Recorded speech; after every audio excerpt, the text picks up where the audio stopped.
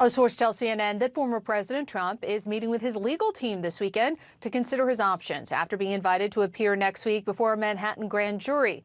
The panel is investigating his alleged role in a hush money payment scheme involving adult film star Stormy Daniels. That invitation is a sign that a decision on indicting Trump is probably next. Joining us now, a defense attorney and former federal prosecutor, Shan Wu. Shan, you're the perfect person to talk about this with. I want to start out by talking about the timeline. This investigation has been going on for 5 years. Suddenly, over the past several weeks, we've seen this uptick in activity in this grand jury. Do we have any idea why now? No.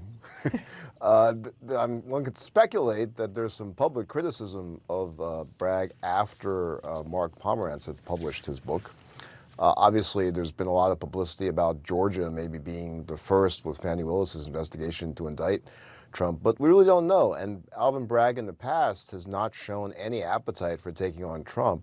When they inherited the case from Cyrus Vance, which had been worked up over a course of years on the financial crimes, and Bragg apparently, from public reporting, killed that case. He went after the organization and took sort of a weak plea from Weisselberg, but now suddenly he seems very interested in pursuing a case that's really been languishing for all this time. That's not his fault, but the sudden interest, it's mysterious.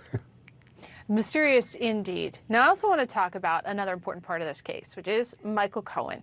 If they were to indict the former president, he would be a big part of this case. As it has been widely reported, we know he is a convicted liar.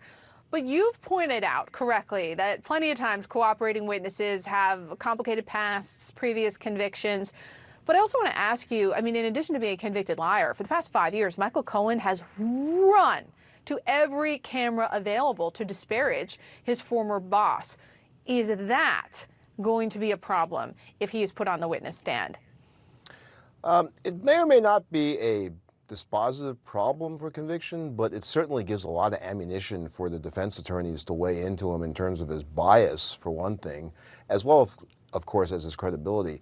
Anytime you have a witness who has made a lot of prior statements, it gives the defense some fuel to go after them. And Cohen, as you point out, has been doing nonstop talking on this point, begging for the prosecution to happen. So he'll experience some tough cross-examination. I think on the facts, his timeline has been pretty consistent, though, and he obviously has had a lot of experience testifying under oath, even in Congress. So I think he should hold up well with that. Now, we did invite one of former President Trump's attorneys to come on today. They declined, but I want to ask you, if you were representing the former president, would you encourage him to go before the grand jury to accept this invitation?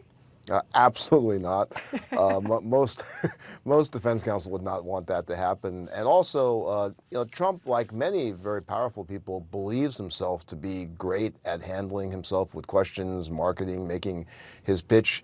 It's not like that in the grand jury. He doesn't really have control over what he's being asked. And if he rambles on, he tends to just incriminate himself and look bad. There have been many instances of people, particularly executive types, thinking that they're going to do well in front of a jury or grand jury, and they're usually wrong about that, Paula. All right, Shan, thank you so much for joining us. Appreciate it. Good to see you.